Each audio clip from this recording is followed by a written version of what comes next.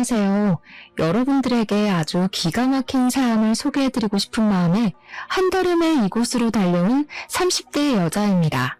제가 진짜 이 이야기를 어떻게 풀어내야 할지 정말 결혼 기간 동안 사건, 사고가 단 하루도 끊임없이 일어났기 때문에 제 머릿속도 뒤죽박죽입니다. 사연을 쉽게 풀어내고 싶은데 하고 싶은 말이 너무 많아서 어디서부터 손을 대야 할지 잘 모르겠습니다. 정말 이렇게 막막한 기분도 처음입니다. 하지만 최대한 굵직한 사건으로 여러분들의 재미가 있을 법한 이야기들로 추려서 한번 시원하게 제 이야기를 털어놓아 보려고 합니다. 끝까지 제 기가 막힌 이야기들을 들어주시고 여러분들 주위에 혹시라도 이런 비슷한 사람이 있다면 빠르게 손절치기를 바라면서 지금부터 시작하겠습니다. 저는 결혼을 한 지 얼마 지나지 않아서 시모에 대해 완벽하게 파악을 하게 되었습니다. 사실 알고 싶지 않은 부분까지도 시모가 하나하나 알려주었기에 어쩔 수 없이 습득하게 된 부분이라고나 할까요? 저희 시모는 정말 관심병에 정신이 나간 사람이었습니다. 처음 시모를 소개받는 자리에서부터 범상치 않은 느끼기는 했는데 이 정도로 관심병이 가득한 사람일 거라고는 상상도 하지 못했습니다. 첫 만남 자리에서 너무 화려하게 꾸미고 나타나신 터라 제가 와 대박이다 하는 생각을 하게 되었었는데 그게 저를 만나는 자리라서 꾸미신 게 아니더라고요. 그냥 평소에도 정신나간 사람처럼 그렇게 반짝이에 원색으로 된 원단에 디자인도 어디서 본 적도 없는 이상한 레이스가 잔뜩 달린 옷을 입고 다니셨습니다. 저는 진짜 궁금했던 게 도대체 그런 옷들은 어디서 사오는 건지 그게 정말 제일 궁금했다니까요.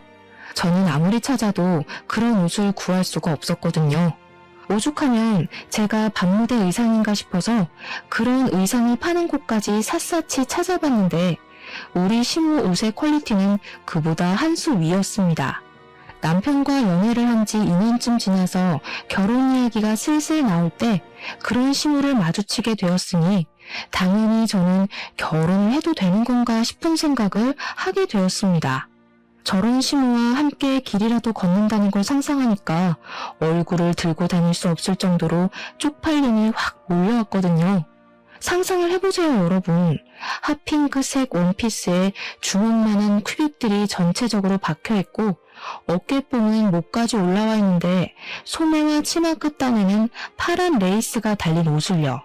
세상에, 진짜 연극 무대에서도 그런 옷은 튀어서 못 입을 것 같은데 아무튼 저는 시모 때문에 너무나도 사랑하는 남편과 관계가 흔들릴 지경이었습니다. 하지만 저 아니면 죽어도 안 된다는 남편의 말에 홀라당 넘어가서 절대로 하지 말아야 할 선을 넘어버렸죠.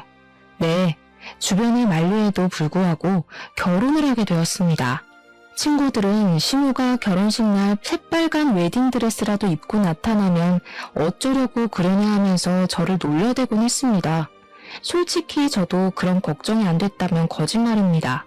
우리 시모에게 결혼식 날에는 한복을 입어야 한다고 신신당부를 했고 신랑 측 혼주 한복은 파란 계열이라고 말씀을 몇 번이나 드렸습니다. 결혼식 당일에 우리 시모가 중전마마들이 입는 한복을 입고 나타났을 때 저는 정말 세상이 무너지는 기분이었지만 그래도 한복으로 구색이라도 맞춰주셔서 감사했습니다. 물론 친구들 사이에서는 두고두고 씹어먹을 수 있는 육포 같은 이야기로 남아버렸지만 말입니다. 결혼 후에 알고 보니 저희 시모는 블로그를 운영하시면서 돈을 벌었던 사람이었습니다. 협찬이나 광고를 받으면서 요란스럽게 블로그에 포스팅을 하고 소액의 현금을 받아 챙기는 소위 말하는 인플루언서 같은 느낌의 여자였다고나 할까요? 그래서 항상 그렇게 화려한 옷을 고집하고 본인이 제일 튀어야 한다는 생각을 가지고 살아가고 있었던 것이었습니다. 아무래도 그렇게 하는 편이 주위의 이목을 집중시키기에 좋고 포스팅을 했을 때 인기가 훨씬 많았기 때문에 본인의 관심병을 최대한으로 발산하고 다닌 거죠. 저는 젊은 사람들만 그런 일을 하는 줄 알았는데 시모가 진짜 인기가 꽤 많았는지 블로그에 방문하는 사람들도 한둘이 아니라 하루에 몇백 명, 천 몇백 명을 찍는 사람이었습니다. 댓글들에 시모 보고 추하다고 욕을 하는 사람들도 있었지만 대부분은 시모의 그런 파격 행보를 응원하고 용기를 얻고 간다는 사람들이었습니다.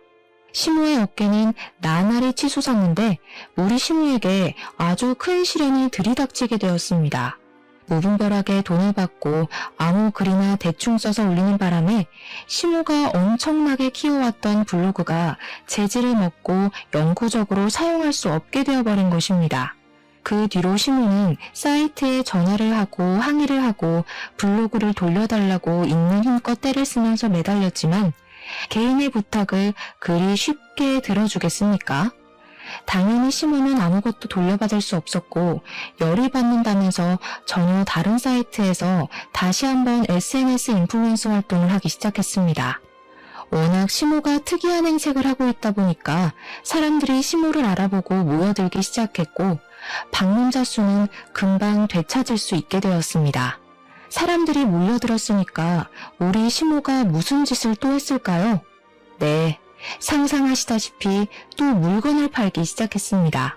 이번에는 운영하던 SNS가 이전만큼 큰 곳이 아니다 보니까 시모가 더 마음대로 날뛰기 시작했고 불량품이 가득한 가전부터 시작해서 인증되지 않은 식품을 팔았습니다. 불량품을 팔고 환불을 안 해주는 것은 물론이고요. 인증되지 않은 식품 때문에 알레르기가 나거나 탈이 난 사람들이 한두 명이 아니었습니다. 그 사람들이 당연히 누구한테 따져 물었겠습니까? 시모한테로 연락이 쏟아졌지만 시모는 물건을 판 돈만 받아 챙기고 사후 관리를 하나도 해주지 않았습니다. 본인도 다른 업체를 통해서 물건을 팔았던 것이라고 하면서 본사를 통해서 연락을 하라며 나몰라라 하게 된 것입니다. 피해를 입었다는 사람들 한둘이 아니었고 그 사람들이 전부 시모에게 화를 내며 소송을 걸었습니다. 시모는 순식간에 피의자가 되었습니다. 소송을 당한 뒤에 과대 광고 및 불량품을 판 혐의로 벌금까지 물었는데도 불구하고 시모는 전혀 반성의 기미가 보이지 않았습니다. 물건을 판매하고 얻는 수익이 얼마나 되는지 아냐며 저와 남편에게 훈계를 하기까지 했고요. 별의별 사이트를 통해서 물건을 팔아치우기 시작했습니다. 밀려드는 주문에 시모의 휴대폰은 쉴 틈이 없을 정도였고 당연히 시모는 집안 살림에서 완벽하게 손을 떼고 사치품을 모으는 데에만 집중을 했습니다. 그런데 우리 시모가 법에서 얼마나 자유로운 사람처럼 굴었는지 글쎄 물건을 떼다 팔고 장사를 하면서 사업자 신고도 한 번 안 하고 돈만 챙긴 겁니다. 사겠다는 사람이 늘어날수록 현금 영수증을 끊어달라, 신용카드로 결제할 수 있게 해달라 하는 요구가 늘어났지만 시모는 모르쇠로 일관을 했습니다. 제가 시모에게 사업자 신고를 하는 게 좋지 않겠냐고 했더니 그러면 세금을 내야 하지 않느냐며 절대로 그런 방법으로는 돈을 벌 수 없다고 하더라고요. 한마디로 벌금으로 수백만 원을 내고도 정신 못 차리고 탈세를 하고 있었던 것이었습니다. 일부 고객들의 항의가 심해지고 시모에게 현금 영수증을 끊어달라고 요청을 했다가 차단을 당한 사람들이 또 한마음 한뜻으로 공정거래위원회에 고발을 한 겁니다. 당연히 국세청에서 시모의 자금에 대한 신고를 받고 조사를 하기 시작했고요. 몇 번이 아니라 몇 년 동안 탈세를 한 것이 밝혀지고 말았습니다. 당연히 세금을 거둘 수 있는 빌미가 생겼으니 국세청에서도 시모에게 벌금 내놔, 세금 내놔 하지 않았겠습니까? 한두 번이 아니라 몇 년치의 세금을 때려맞다 보니까 시모에게 정말 어마어마한 벌금이 내려지게 되었습니다. 시모는 갑자기 쏟아지는 벌금에 놀라서 시부에게 저와 남편에게 도움을 요청했지만 저희가 사실 도와줘야 할 의무가 없지 않겠습니까? 돈도 없었고요. 시모는 어떻게 가족끼리 이렇게 등을 질 수 있냐고 노발대발 하셨는데 그동안 벌었던 돈으로 저희에게 밥 한 번 사주신 적이 없는 분이 너무한 건 아닐까요? 오죽하면 나름 효자인 우리 남편까지도 시모한테 그거는 못 도와준다면서 벽을 딱 치고 연락도 받지 않더라고요. 시모는 억울해하면서 시부에게 도움을 요청했는데 그동안 시모가 하고 다니던 행색도 블로그를 운영하는 것도 마음에 들지 않았던 시부가 쌓아온 것들을 터뜨리셨습니다. 내가 쪽팔린다고 그런 식으로 행동하고 다니지 말라고 몇 번을 말했어. 내가 진짜 당신이 하는 짓에 진절머리가 난다. 아주 꼴도 보기 싫다고. 아니, 당신은 어떻게 마누라한테 그런 소리를 할 수가 있어? 내가 뭐 알았으면 잘했겠지. 모르니까 실수할 수 있는 거 아니야. 도와주라고. 내가 평생 돈 벌어다가 생활비 주고 부족하지 않게 해줬는데 굳이 그런 짓을 해가면서 돈을 벌어야 하는 이유가 뭐야? 어? 사치 때문 아니야. 시부와 시모의 싸움은 줄어들 기미가 보이지 않았고 결국에는 시부가 시모에게 이혼을 선언하셨습니다. 시모는 처음에 시부가 진짜 이혼 도장을 찍을 거라 생각을 하지 못했는지 당당하게 이런 허울함을 감싸주지 못하는 남자랑은 더 이상 살 이유가 없다며 이혼을 하겠다고 하셨습니다. 하지만 시부는 순도 100%의 진심이었고 오기로 버티던 시모는 결국 시부와 이혼을 하게 되었습니다. 이혼을 말리던 저희도 시부의 단호한 말에 어쩔 수 없이 수긍을 했습니다. 시부와 시모가 이혼을 하던 날 시부의 표정이 얼마나 홀가분하던지 진짜 자유를 찾은 사람처럼 보였달까요? 이 모든 일이 제가 결혼한 지 3개월 만에 일어난 일이었습니다. 진짜 제가 그 3개월 동안 하루도 빠짐없이 터지는 사건 사고에 탈모가 찾아올 지경이었습니다. 물론 남편에게 그동안 시부가 얼마나 마음고생을 했는지 화려한 간신병 시모를 데리고 다니면서 얼굴을 들고 다니지 못한 날이 얼마나 많았는지 다 전해 들었었습니다. 솔직히 속으로는 언젠가 시부와 시모가 이혼을 하지 않을까 하고 생각을 하기도 했었습니다만 그게 3개월 만에 일어나게 될 줄은 전혀 몰랐습니다. 저희 부모님께 어떤 식으로 시부모의 이혼을 전해야 할지도 모르겠고 정말 쪽팔려서 이걸 꼭꼭 숨겨야겠다고 생각하기도 잠시 저에게 아주 기가 막힌 일이 터졌습니다. 그건 바로 시부가 시모를 무일푼으로 자기 집에서 나가라며 쫓아낸 바람에 오갈 곳 없는 시모가 저희 집으로 찾아와서는 당당하게 방을 내놓으라고 하신 겁니다.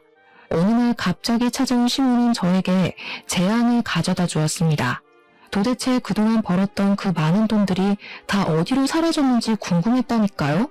아무튼 저는 당황해서 시모에게 오셔도 왜 우리 집에 오시냐고 했더니 시모가 그러더라고요. 내가 뭐 못 올 때 왔니? 내 아들이 사는 집에서 같이 살겠다는데 뭐가 문제냐고. 시모는 자연스럽게 잔뜩 들고 온 짐을 어디다 풀어야 하냐고 물어보셨고 저는 그런 시모를 멍하니 바라보고 있는데 남편이 대뜸 옆에서 짐을 가져가더라고요. 작은 방에서 지내는 게 좋겠다면서 그 무거운 짐을 턱턱 들어서 작은 방으로 옮기고는 시모 덮고 잘 이불을 가져오라는데 제가 무슨 소리를 들은 건가 싶었습니다. 신혼 5개월 만에 벌어진 일이라 저는 일단 아무런 대처도 할 수 없었습니다. 같이 부대끼고 산 지 몇 년이 되었다면 제 의견을 피력하기 훨씬 쉬웠을 겁니다. 하지만 결혼한 지 얼마 지나지 않아 터진 소송에 탈세 혐의, 시부와의 이혼, 그리고 짐 싸들고 집으로 찾아온 것까지 제가 감당하기에 너무 벅찼습니다. 저는 당연히 시모가 며칠만 있으면 집을 얻든 아니면 시부네 집으로 가든 어떻게든 처리가 될 것이라고 생각하고 딱 일주일만 참자는 생각으로 버텼습니다. 응당 사람이라면 아들 부부가 사는 집에서 눈치가 보여서라도 오래 못 있지 않겠습니까? 제가 대면대면하게 대하면 시모도 불편함을 느낄 거라고 생각을 한 거죠. 물론 저의 그 모든 생각이 아주 안일한 생각이었다는 걸 뒤늦게 깨닫게 되었지만 말입니다. 여보, 나랑 상의도 없이 어머님을 집에서 지내라고 하면 어떡해? 내가 불편할 걸 생각도 안 해봤어? 당신이야, 당신 어머니지. 나한테는 시어머니야. 우리 엄마 SNS 중독자인 거 몰라서 그래? 신경 쓸 거 하나도 없어. 그냥 엄마 알아서 할걸? 그래도 나한테는 시어머니니까 내가 당연히 눈치 보게 되지 않겠냐고. 그럼 어떡하라는 건데. 엄마 보고 길에서 자라고 해? 아들 집에 남는 방이 떡하니 있는데. 남편의 말 또한 반박하기 어려운 말이라서 한 번만 참아보자 하는 마음으로 버티기 시작했습니다. 제가 계속 불편해하면 남편이 제 편을 들어줄 거라고 생각을 했는데 정말 일주일쯤 지나니까 일부러 그러려고 한 게 아닌데도 자동으로 눈살이 찌푸려지더라고요. 집이 개판도 이런 개판이 될 수 있나 싶을 정도로 어지러워지기 시작했습니다. 저는 정말 최소한의 물건만 두고 살자는 주의거든요. 이것저것 많이 들여놔봐야 잘 쓰지도 않을 거고 관리하는데 어려움이 있으니까 필요한 생필품 몇 개를 제외하고는 딱히 물건을 사두지 않았습니다. 그럼에도 불구하고 집안이 온통 어질러지기 시작했습니다. 이유는 당연히 시모 때문이었습니다. 시모가 평생을 전업주부로 살아왔는데 살림 하나를 못하겠습니까? 시부와 사는 동안에 시모가 집안일을 책임졌기 때문에 오히려 저보다 베테랑입니다. 그런데 저희 집이라는 이유를 뻔뻔하게 대면서 손 하나를 까딱하지 않고 지내시더라고요. 정리는 며느리가 다 해야지. 내 집 살림도 아닌데 내가 함부로 건드렸다가 망가지기라도 하면 어떡하니? 누가 보면 제 물건에 손을 하나도 대지 않는 것처럼 보일 수도 있겠지만 우리 시모는 SNS에 새로운 사진을 올려야 한다고 하면서 집에 있는 몇 개 없는 소품들을 다 끄집어내더라고요. 제가 예쁜 그릇을 모으는 취미가 있었기에 그릇이 꽤 많은 종류로 다양하게 있었는데 시모가 그걸 귀신같이 하고는 자꾸 그릇을 꺼내서 사진을 찍는 겁니다. 그냥 자기가 새로 산 화장품이라며 거짓말을 치고 협찬 사진을 올릴 때에도 제가 모은 비싼 그릇을 꺼내놓고 사진을 찍는 게 아니겠습니까?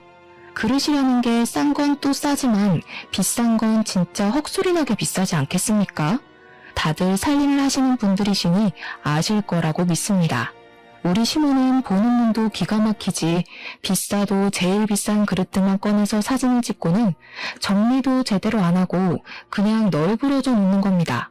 그러다가 잘못 건드려서 깨지기라도 하면 어쩌려고 그러는지 한정판 브랜드 그릇들만 꺼내서 자랑하듯이 사진을 찍는데 왜 SNS에 잘 사는 사람들만 보이는지 알겠더라고요. 그 사진 한 장 찍는 것에 목숨을 걸면서 어떻게든 최고급으로 제일 비싼 걸로 주렁주렁 장식을 하려고 하니 모두들 갑부로밖에 보이지 않는 것이었습니다. 제가 정리까지 싹 해둔 그릇들을 죄다 꺼내서 사진을 찍고 몇 개는 이가 나간 것도 보이더라고요. 다른 건 몰라도 제 취미생활을 건드리니 제가 열이 받았습니다. 어머님, 언제까지 저희 집에서 지내실 거예요? 솔직히 저희 집에서 지내시는 거 저 너무 불편해요. 제가 모은 그릇들 말도 없이 쓰는 것도 그렇고요. 저도 아까워서 그냥 구경만 하는 그릇인데 며칠 전엔 없었던 이가 생겼더라고요. 어머님이 하신 일이죠. 왜 허락 없이 제 물건을 막 쓰세요?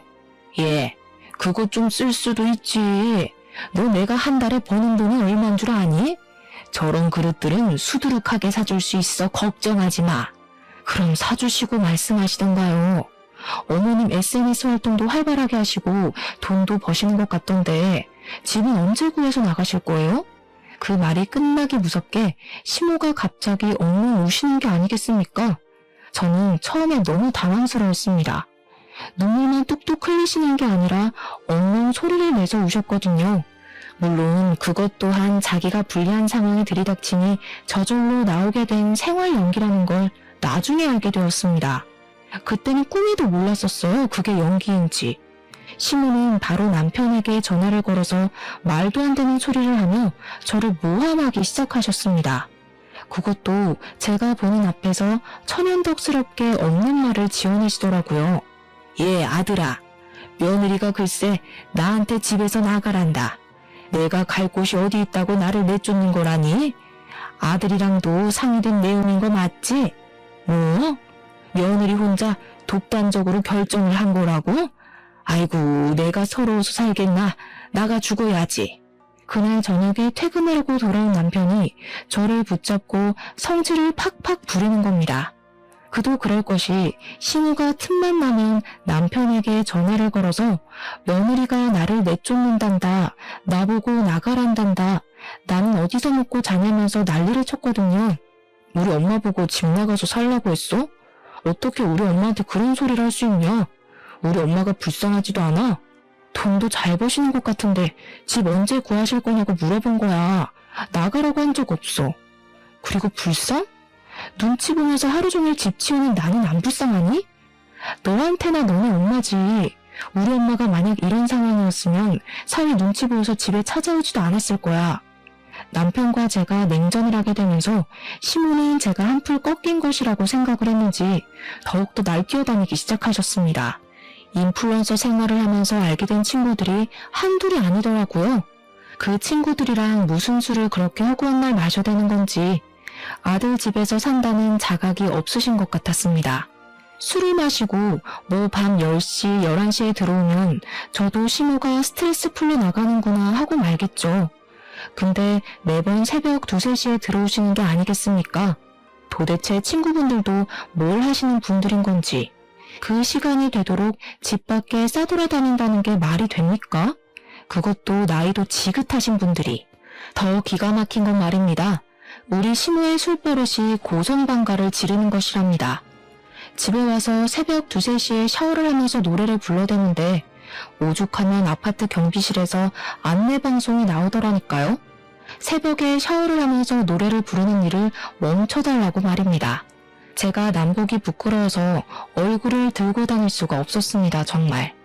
저도 다음날 출근을 해야 하는 사람인데 시모가 매번 고성방가를 질러대니 잠이나 푹 자겠습니까? 남편은 한 번 자면 업어가도 모르는 사람이라 푹 잘만 자더라고요. 그것도 너무 짜증나고 괘씸하게 느껴졌습니다. 제가 결국에는 귀마개를 사서 귀에 꽂고 잠을 자기 시작했습니다. 거기다가 맞벌이라는 자각도 없는 것인지 반찬 투정도 미치도록 하시더라고요. 집안일은 여자가 해야 된다는 사상은 언제쯤 버릴 건지 저한테 잔소리. 그렇게 제가 하는 일이 시원치 않으면 시모 본인이 직접 하면 되는 일인데도 저한테 모든 일을 미루고 시키셨습니다. 너네는 맞벌이 부부식이나 되면서 돈이 궁핍하니? 고기 좀 사 먹자. 고기 좀 구워와봐라. 어떻게 된 게 집에 햄도 하나 없니? 내가 참치 통조림이나 먹으면서 버텨야겠어? 너네는 나에 대한 배려가 전혀 없다. 도대체 나이가 몇 갠데 아직도 햄만 찾으면서 반찬 투정을 한단 말입니까?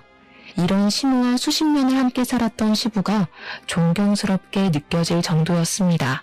두 분이 이혼을 한 이후에 제 삶이 완벽하게 달라졌다고 말해도 과언이 아닐 정도였으니까요. 저는 그날 이후로 항상 냉장고에 햄과 소시지를 사다 놓기 시작했고 언제든지 시모가 간단하게 먹을 수 있는 반찬들을 구비해야 했습니다. 남편과 시모는 저의 노력을 어느 날부턴가 당연스럽게 생각했고 제가 일이 바빠서 준비를 하지 못하는 날에는 둘이 동시에 저에게 투정을 부리더군요. 물론 투정을 가장한 빈정거림이었기에 저의 인내심에는 한계가 찾아왔고 저는 더 이상 참아야 할 필요성을 느끼지 못해 눌러 쌓아둔 것을 터뜨리기로 결심했습니다. 그 뒤로 타이밍만 보면서 남편과 완전히 냉전인 상태로 지내고 있었습니다. 집도 반반, 결혼 딱딱 맞춰 했는데 왜 시모를 모시고 살아야 한다는 건지 어이가 없었죠. 제가 전생에 나라를 팔아먹은 이완용이었나 생각까지 하게 되었습니다. 분명 연애하고 결혼을 결정할 당시만 해도 이런 일이 생길 거라고는 상상도 못했으니까요. 제가 언젠가 터뜨리려고 눈치만 보고 있는데 우리 시모는 그런 분위기 파악조차 못하는 건지 무슨 택배를 허구한 날 시켜대는 게 아니겠습니까? 제가 이 많은 상자들은 다 뭐냐고 시모한테 은근히 눈치를 주면서 돈 있으면 물건 사는데 사치를 그만하고 집을 구해서 나가라는 식으로 둘러 말했습니다. 그러자 시모는 저에게 이 제품들은 전부 돈 주고 산 게 아니라 협찬을 받은 거라고 하면서 SNS에 올려줘야 하는 물품이라고 하더라고요. 협찬은 개뿔. 누가 명품 액세서리를 협찬으로 준단 말입니까? 시모가 연예인도 아니고 정말 모든 사람이 다 알만한 유명인도 아닌데요. 자기 돈 주고 샀는데 그 돈 어디서 났냐고 제가 추궁할까봐 거짓말로 하는 걸 제가 모를 것 같았나 봅니다. 세금을 때려맞은 이후로 SNS에서 물건을 파는 일도 그만두었는데 도대체 무슨 돈이 생겨서 사치를 부리는 건지 상당히 궁금했던 시기였습니다. 그날도 어김없이 택배가 수두룩하게 도착을 했고 시모가 택배를 다 뜯은 뒤에 사진 촬영을 한다고 물건을 그릇 위에 올리다가 그릇을 깨물었습니다. 제가 제일 아끼는 한정판 브랜드 그릇으로 한 개에 지금은 100만 원 호가하는 제품이었기에 저의 인내심은 완전히 바닥이 났죠. 브랜드 값만 몇십만 원이라더니 그릇은 쓰레기나 다름없네. 이렇게 쉽게 깨져? 어미야, 와서 이것 좀 치워라. 저는 뻔뻔한 시모의 작태를 참기 힘들어 그 길로 뒤도 돌아보지 않고 시부를 찾아가서 그동안 저희 집에서 있었던 모든 일들을 낱낱이 고했습니다. 제 이야기를 전부 전해들은 시부는 부글부글 끓어오르는 화를 숨기지 않으며 저희 집으로 가자고 하셨고, 저는 시부와 함께 집으로 돌아왔습니다. 남편이 퇴근하고 돌아왔는지 시부랑 같이 TV를 보면서 과일을 처먹고 있다가 시부와 제가 함께 들어가니 놀라서 벌떡 일어서더라고요. 시모가 시부를 보고 입을 삐죽이면서 여기는 왜 왔냐고 물어보며 은근히 다시 집으로 불러주기를 기대하는 것 같았습니다. 이 망할 요팬네가 이혼할 때 내가 애들한테 민폐 끼치지 말고 원룸이라도 얻어나가라고 보증금 줬어 안 줬어? 근데도 이런 짓을 해? 응? 아들 부부 보기 부끄럽지도 않아? 허구한 날 사고만 치고 도대체 그 보증금은 어디다 썼길래 여기서 이러고 있어? 아들 부부까지 이혼시키고 싶은 게야 지금? 알고 보니까 이혼을 할 당시에 시부가 집을 나가라고 하면서 시모에게 원룸 하나를 얻을 수 있는 보증금 3천만 원을 줬다는 겁니다. 그렇게 좋아하는 SNS 장사를 하든 말든 마음대로 하라고 이 돈 받고 끝나는 거라고 하면서 저희 부부의 집에 민폐를 끼치지 말라고 신신당부를 했대요. 하지만 시모는 그런 모든 걸 싹 입씹고는 그 3천만 원으로 되지도 않은 사치를 해대면서 저희 집에 눌어붙고 있었던 것이었습니다.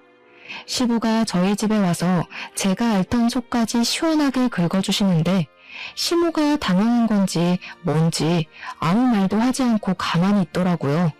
시부가 당장 나오라고 끌고 가려고 하는데 시모가 저를 표독스럽게 째려보면서 화를 내는 게 아니겠습니까? 이거 완전히 여유가 따로 없네. 내가 며느리를 잘못 봐도 한참 잘못 봤어. 곰인 줄 알았더니 꼬리 9개 달린 궁유잖아. 뭐라고요? 그게 지금 며느리한테 하실 말씀이세요? 저는 어머님이 왜 이혼당했는지 이제야 정확히 알겠네요. 이년이 뭐가 어쩌고 어째? 시엠이 무서운 줄 모르고 지금 뭐라고 한 거니? 내가 이혼을 당한 게 아니라 이혼에 협의를 한 거야. 누구한테 명령거리는 거예요? 우리 집에 와서 어머님이 한 게 뭐가 있어요? 청소를 한번 해줬어요? 빨래를 한번 해줬어요? 제 그릇 깨먹고 저보고 치우라고 하셨잖아요. 우리 집에 와서 어머님이 산 짐들 좀 보세요. 산더미예요, 산더미. 도대체 저 커다란 운동기구는 사진 한 번 찍고 하지도 않을 거면서 왜 산 거예요? 갖다 팔아버려요. 제가 그동안 쌓아두었던 속갯말을 전부 쏟아내자 시부는 옆에서 제 말을 거들면서 저 정신나간 옆했네 하면서 같이 화를 내주셨습니다. 시부가 든든하게 제 편을 들어주니까 저도 쉬지 않고 시모에게 따지고 들었는데 갑자기 제 남편이 제 등짝을 때리면서 시모 편을 드는 게 아니겠습니까? 너 지금 우리 엄마한테 무슨 말버릇이야? 너 지금 나 때렸어? 너랑은 더 이상 못 살겠다. 짐 싸서 나가. 제가 짐을 싸서 나가라고 하니까 시모랑 남편이 알박기를 시전하는 것이 아니겠습니까? 자기들이 왜 나가야 하냐면서 반반 결혼한 걸 운운하며 못 나가겠다고 하더라고요. 시부는 그런 시모를 끝까지 쫓아내려고 했지만 시모가 이미 남인 사이에 뭘 참견을 하냐면서 시부에게 당장 나가라고 되려 큰 소리를 쳤습니다.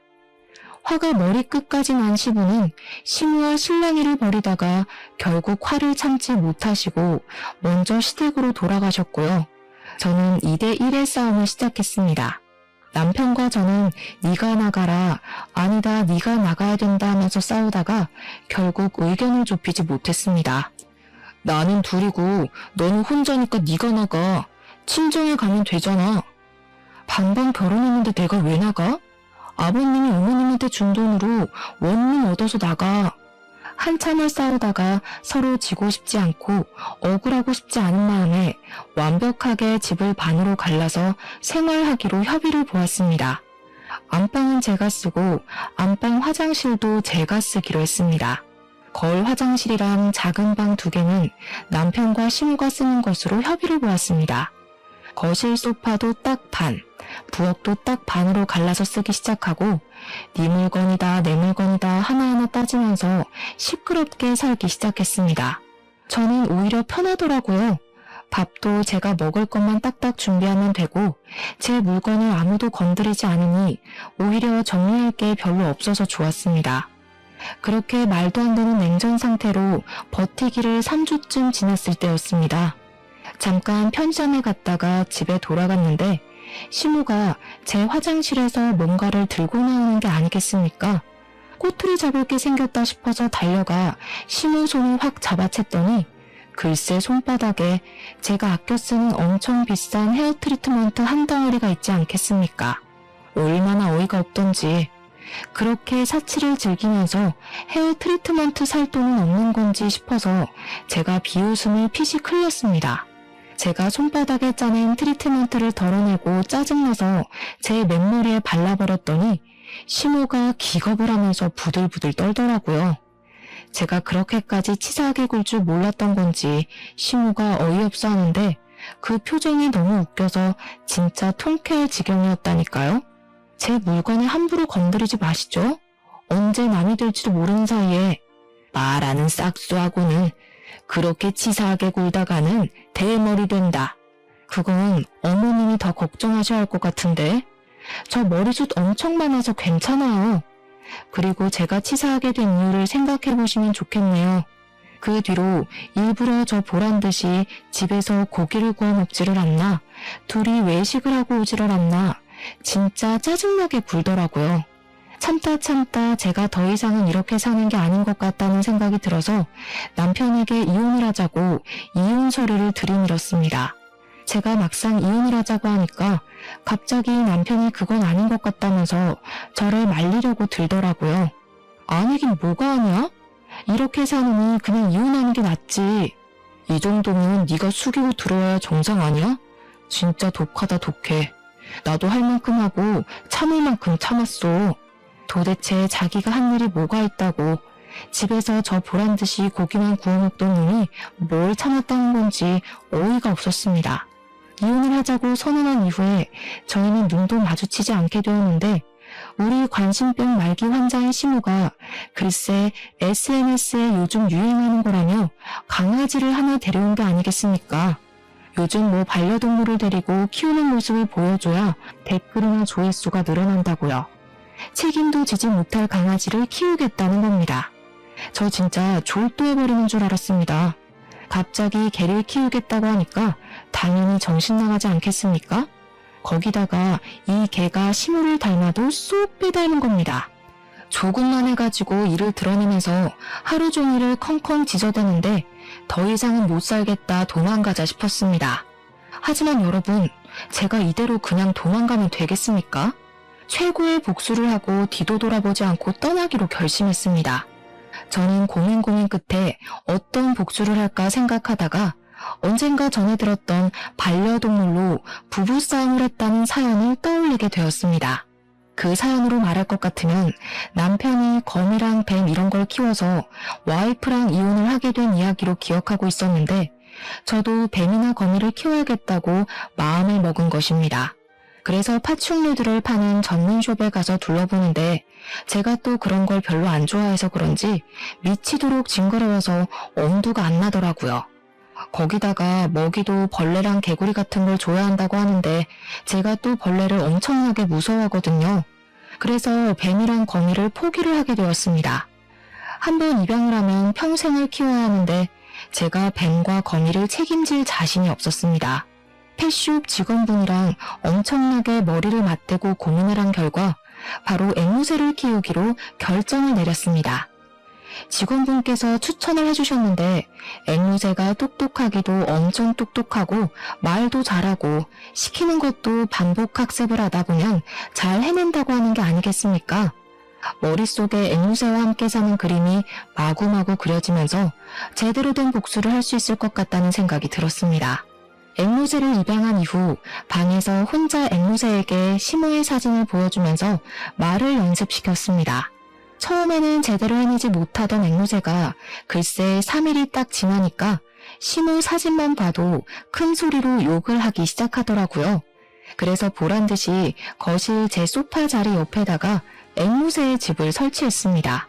시모는 제 앵무새를 보더니 별짓 다 한다면서 깔깔거리면서 비웃더라고요. 제가 발끈하려던 그 순간 갑자기 앵무새가 시모를 보면서 소리를 꽥 질렀습니다. 썩을 년, 저 썩을 년, 썩을 년, 저 썩을 년. 제가 시모의 사진을 보여주면서 연습을 시킨 보람이 드디어 빛을 발하게 된 것입니다.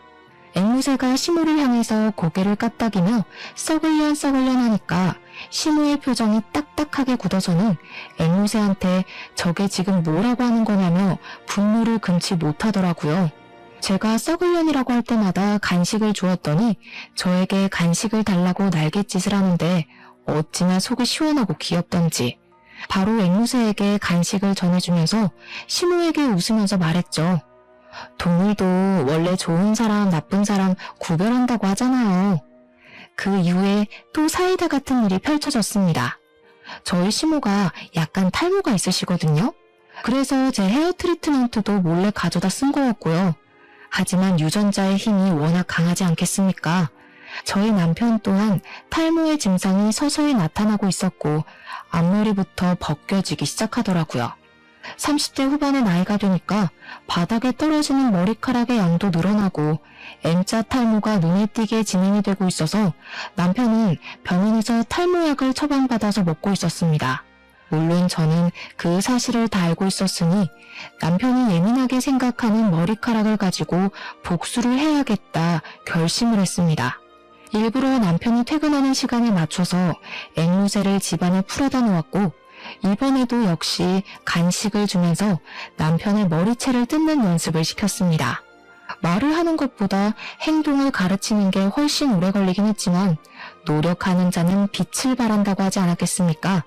어느 날 퇴근하고 온 남편의 머리 위에 앉은 앵무새는 그 가느다란 발가락과 부리를 가지고 남편의 머리카락을 쥐어뜯기 시작했습니다. 모근이 단단하게 붙어있는 머리카락을 죄다 쥐어뜯으니 남편이 고통스럽기도 하고 혹시라도 탈모가 두드러질까봐 걱정도 되었겠죠. 하지만 하늘은 재빨리 날아다니는 새를 자기가 무슨 수로 잡겠습니까? 번번이 잡으려고 할 때마다 쑥쑥 도망치는 앵무새 때문에 남편은 화가 머리끝까지 난 것 같았습니다. 진짜 어찌나 통쾌하고 기분이 좋던지 세상을 살면서 이렇게 기분 좋은 복수를 해본 적도 없는 것 같습니다. 남편이고 시모고 할 거 없이 앵무새에게 화만 내니까 우리 앵무새도 자기를 예뻐하는 주인을 알아보지 않겠습니까? 시모만 보면 썩을려나고 남편만 보면 머리를 쥐어뜯으니까 시모랑 남편이 드디어 앵무새를 치우려고 하더라고요. 어머, 반려동물을 어떻게 쉽게 파양하나요? 여기 반절은 제 집인데 제가 열심히 키울 거예요. 내가 저 망할 앵무새 때문에 머리가 다 아프다. 내가 개를 키워서 반항심에 키우는 거면 개를 지방에 있는 내 동생 집으로 보내마. 시모는 정말 앵무새가 싫었는지 다음날 바로 충청도에 있는 이모님을 불러서 강아지를 보내버리셨습니다. 하지만 제가 확답을 했던 것도 아니고 왜 앵무새를 다른 집으로 보내야 하나요? 저는 그런 시모와 남편을 무시하고 새를 계속 키웠습니다. 제가 앵무새와 행복하게 지내는 동안 남편의 머리는 점점 비어가기 시작했고 결국 저에게 앵무새를 치우지 않으면 이혼을 하겠다고 하더라고요. 그게 바로 제가 바라던 바 아니겠습니까? 이혼을 하기로 결정을 내린 뒤 서류를 작성하고 협의 이혼으로 진행하자고 말이 나왔습니다. 반반 준비한 만큼 정확하게 반반 갈라서 나눠 가지자고 서류에 공증도 받고 정말 철천지 원수처럼 으르렁거리고 있었습니다. 앵무새로 복수를 준비하긴 했지만 솔직한 말로 이런 식으로 끝을 내기에는 조금 찝찝하고 서운한 마음이 들더라고요. 그동안 같이 살면서 제가 시모에게 당했던 그 거지 같은 일들을 이렇게 쉽게 끝내줄 수 없다는 생각이 번뜩 스친 겁니다.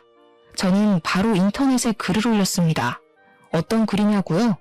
바로 시모가 자주 활동하는 인터넷 카페 사이트에다가 시모의 모든 가면을 벗겨내는 글을 올린 것입니다. 우리 시모가 그 카페에서 얼마나 어이없는 가면을 쓰고 다녔냐면요.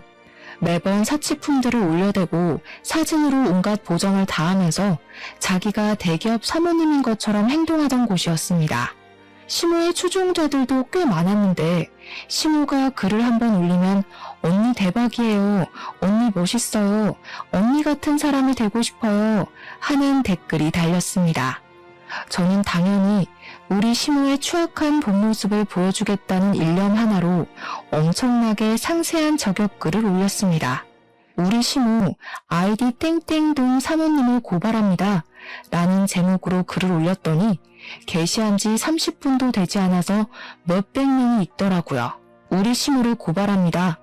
이혼당하고 시부가 원룸이라도 얻어서 나가라고 준 돈을 꿀꺽 사치품 사는데 사용했습니다. 아들 부부 집에 쳐들어와 자기 마음대로 방을 차지하고는 이래라 저래라 감나라 배나라 하네요. 며느리가 모던 접시를 깨먹는 건 일상이고 집 청소며 빨래며 요리며 하나도 자기 손으로 하는 게 없습니다. 운동기구도 사놓고 매일 하는 것처럼 거짓말을 하는데 사진만 찍고 방치를 해둡니다. 며느리 물건이 자기 물건인 것 마냥 마구마구 사용하고 먹는 걸로도 치사하게 구네요. 반응은 물론이고 조회수에 댓글까지 수두룩하게 달리는데 진짜 꿀잼이더라고요. 그 카페에 있는 사람들도 누군가의 며느리이지 않겠습니까? 다들 땡땡동 사모님은 대기업 사모님 아니었냐고 깊은 배신감이 든다고 난리가 났습니다. 그런 사람인 줄 몰랐습니다. 부터 무슨 효소 팔고 있던데 사지 말아요. 탈세 혐의 있는 사람입니다. 그 사람 사업자도 없어요. 등등 제대로 터졌습니다.